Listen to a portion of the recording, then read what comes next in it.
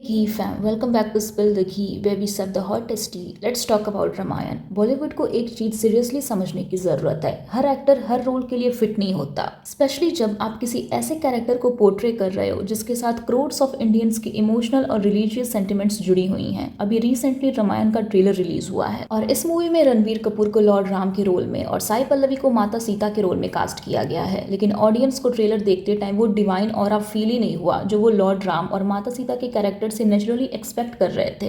सबसे पहले एक बात क्लियर कर देते हैं, कोई भी एक्टर लिटरली श्री राम या माता सीता जैसे नहीं लग सकता और ऑब्वियसली हम किसी रियल डिवाइन पर्सनालिटी के अपीयरेंस को कंपेयर नहीं कर सकते। लेकिन जब आप एक एक्टर को ऐसे आइकॉनिक और रिवर्ड कैरेक्टर के रोल में कास्ट करते हो तो ऑडियंस नेचुरली एक्सपेक्ट करती है कि उनकी appearance, body language, expressions, dialogue delivery और ओवरऑल स्क्रीन प्रेजेंस में एक सर्टेन ग्रेस और सिंप्लिसिटी नजर आए। और ट्रेलर देखकर बहुत से लोगों को वही कनेक्शन मिसिंग लगा। रणबीर कपूर अनडाउटेडली एक टैलेंटेड एक्टर है। साई पल्लवी भी अपने परफॉर्मेंसेस के लिए वाइडली अप्रिशिएटेड है, लेकिन टैलेंट और रोल सुटेबिलिटी दो कंप्लीटली डिफरेंट चीजें हैं। आप कितने भी ब्रिलियंट एक्टर क्यों ना हो, जरूरी नहीं कि आप हर कैरेक्टर के लिए परफेक्ट चॉइस हो। रणबीर कपूर को श्री राम के कैरेक्टर में देखकर ऑडियंस को वो कामनेस और स्पिरिचुअल प्रेजेंस फील नहीं हुई जो वो इमेजिन कर रहे थे। उनका लुक, एक्सप्रेशंस और डायलॉग डिलीवरी कुछ लोगों को थोड़ा आर्टिफिशियल या ओवरली परफॉर्म लगा। सेम क्रिटिसिज्म साई पल्लवी के कैरेक्टर को लेकर भी आ रहा है। माता सीता का कैरेक्टर सिर्फ एक ब्यूटीफुल फेस, एलेबोरेट कॉस्ट्यूम का नहीं है। उस कैरेक्टर में एक अलग ही डिग्निटी,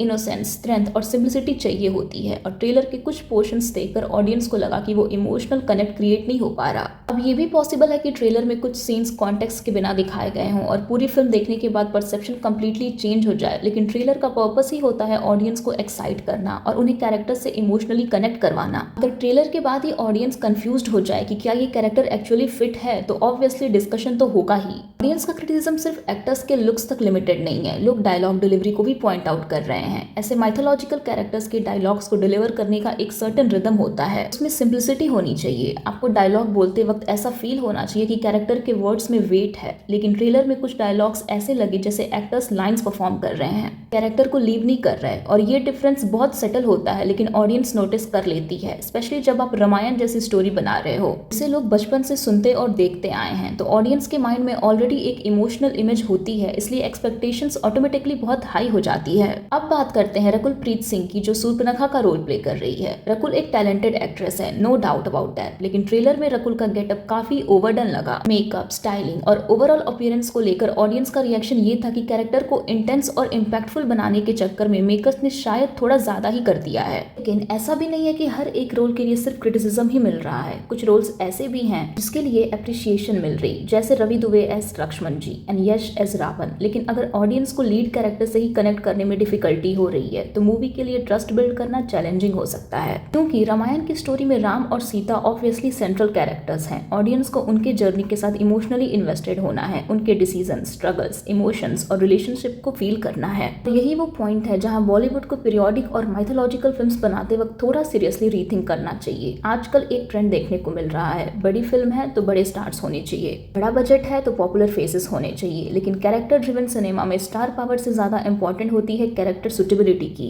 अगर आप किसी हिस्टोरिकल या माइथोलॉजिकल कैरेक्टर को कास्ट कर रहे हो तो पहले ये देखो कि एक्टर उस कैरेक्टर की पर्सनालिटी, ऑरा और इमोशनल डेप्थ को कैरी कर सकता है या नहीं। सिर्फ इसलिए कि एक्टर पॉपुलर है या बॉक्स ऑफिस पुल रखता है, इसका मतलब ये नहीं कि वो हर रोल के लिए सुटेबल होगा। जब हम किसी पीरियड फिल्म या माइथोलॉजिकल स्टोरी को देखते हैं तो हम सिर्फ एक्टर्स को नहीं देख रहे होते हैं, हम एक वर्ल्ड देख रहे होते हैं। हमें कॉस्ट्यूम्स बिलीवेबल लगने चाहिए, सेट्स ऑथेंटिक लगने चाहिए, लैंग्वेज नेचुरल लगनी चाहिए, वीएफएक्स इमर्सिव लगना चाहिए। सबसे इंपॉर्टेंट, कैरेक्टर्स रियल फील होने चाहिए। ट्रेलर के कुछ शॉट्स में ऑडियंस को विजुअल्स थोड़े टू आर्टिफिशियल या एआई जनरेटेड टाइप के फील हुए। अब ऑब्वियसली लार्ज स्केल मूवीज में सीजीआई और वीएफएक्स का यूज होना नॉर्मल है, स्पेशली रामायण जैसे एपिक प्रोजेक्ट में। लेकिन वीएफएक्स का पर्पस ये होना चाहिए कि ऑडियंस को स्टोरी के वर्ड में ले जाए, ना कि ऑडियंस को बार बार याद दिलाए कि हाँ ये कंप्यूटर जनरेटेड है। ट्रेलर पर ऑडियंस के रिव्यू को बोला जा रहा कि ऑडियंस अननेसेसरीली हार्श हो रही है। ऑनेस्टली मुझे नहीं लगता कि क्रिटिसिज्म ऑटोमेटिकली रॉन्ग है। जब कोई फिल्म मेकर एक ऐसी स्टोरी को अडेप्ट करता है जो मिलियंस ऑफ पीपल के लिए इमोशनली इंपॉर्टेंट है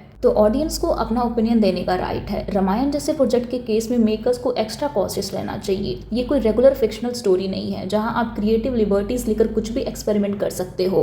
ऑडियंस इवेंचुअली एक्सेप्ट कर लेगी। यहाँ ऑडियंस ऑलरेडी इमोशनली अटैच्ड है, इसलिए कास्टिंग से लेकर डायलॉग्स, कॉस्ट्यूम्स, म्यूजिक और विजुअल इफेक्ट्स तक हर चीज स्क्रूटिनाइज होगी। मेकर्स को ये समझना होगा कि ऑडियंस को सिर्फ ग्रैंड विजुअल्स नहीं चाहिए, उन्हें इमोशन चाहिए, उन्हें ऑथेंटिसिटी चाहिए, उन्हें वो फीलिंग चाहिए जो उन्हें कहानी के साथ कनेक्ट करे। लेकिन अभी सिर्फ ट्रेलर आया है, मूवी नहीं आई, तो कंप्लीटली ये नहीं कह सकते कि ओवरऑल चीजें कैसी हैं। जब मूवी आएगी हम उस पर भी बात करेंगे। सो या that was it for this video. और अगर आपको ये वीडियो अच्छी लगी हो तो hit like, share, subscribe and comment what you think and I will see you in the next will.